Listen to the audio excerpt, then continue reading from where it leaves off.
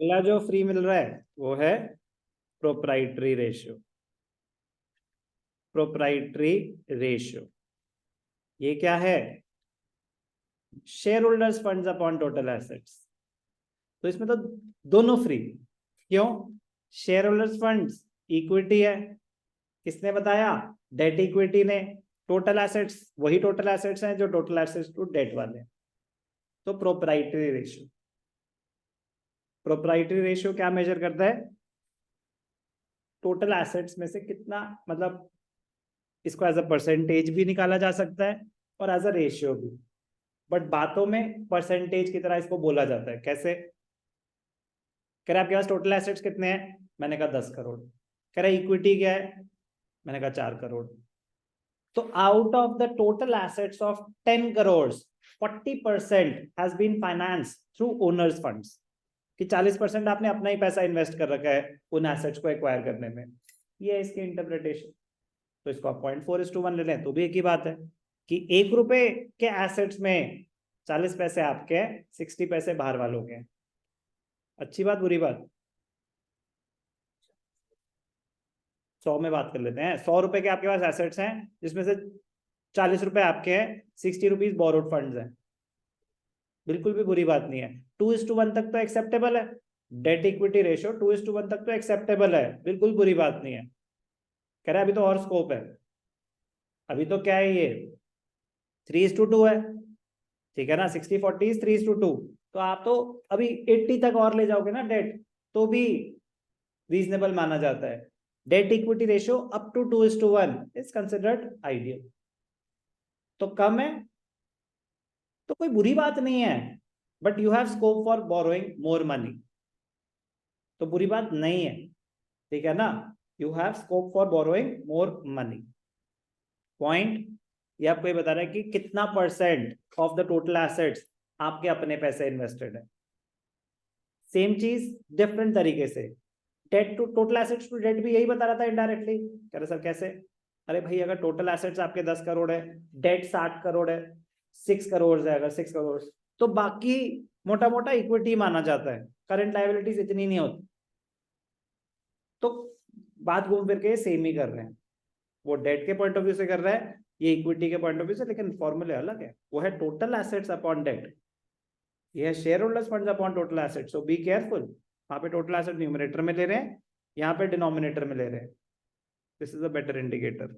बात करने में बेटर लगता है ना कि 50% of the assets have been financed through owners funds, तो इजियर टू अंडरस्टैंड कि किसी को भी बोलेंगे कि यार इस कंपनी के जो जितने भी एसेट्स है ना उसमें से 60% पैसा ओनर्स का ही है, तो समझ आ रहा है ना क्या कहना चाहते हैं। लेकिन टोटल एसेट्स टू डेट अगर 3.3:1 है तो मतलब अभी मेहनत बाकी है उसको थोड़ा सा डिकोड करने में। 3:1 मतलब अच्छा 1 रुपए का डेट तो 3 रुपए के एसेट्स, तो मतलब अच्छा खासा सेफ्टी कवर है। बात वो भी इतनी कोई दूर की नहीं, लेकिन ये बेटर इंडिकेटर है। खत्म। क्या खत्म? प्रोप्राइटरी रेशियो खत्म, कोई नई बात नहीं आने वाली। अब proprietors fund upon total assets, सारी बातें बता दी, सारी बातें बता दी। अब यार ये जो मैंने आपको पूरी कहानी बताई थी ना, liability side approach, asset side, liability side approach क्या है? लाइबिलिटी कि आप अगर इक्विटी निकालना चाहते हैं, शेयर होल्डर्स फंड का फॉर्मूला क्या होता है? एक तो डायरेक्ट फॉर्मूला हो गया कि share capital plus reserve surplus, नहीं गिवन।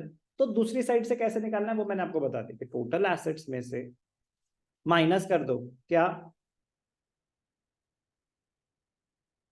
Very good. बस।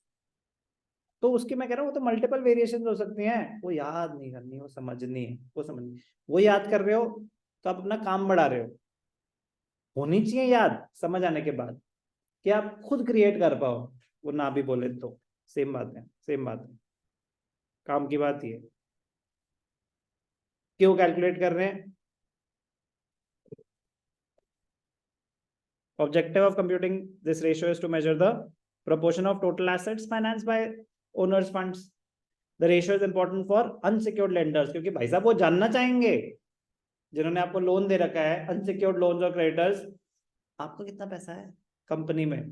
तो एक सेंस ऑफ रिलीफ आएगा कि हाँ ठीक है इसने भी अच्छा खासा पैसा डाला हुआ है, टेंशन की कोई बात नहीं। कहीं पता चले 100 करोड़ में से आपके 10 करोड़ है और 90 करोड़ बाहर वालों के हैं, तो 10 करोड़ कम नहीं होते, 100 करोड़ के सामने कम होते हैं। ठीक है ना, आप बिजनेस कर रहे हो 100 करोड़ का, 100 करोड़ के एसेट्स हैं सब लोन पे, तो दिक्कत है, तो दिक्कत है। So this is important. The ratio is important for unsecured lenders and creditors as they can ascertain shareholders' funds invested in total assets. A high proprietary ratio,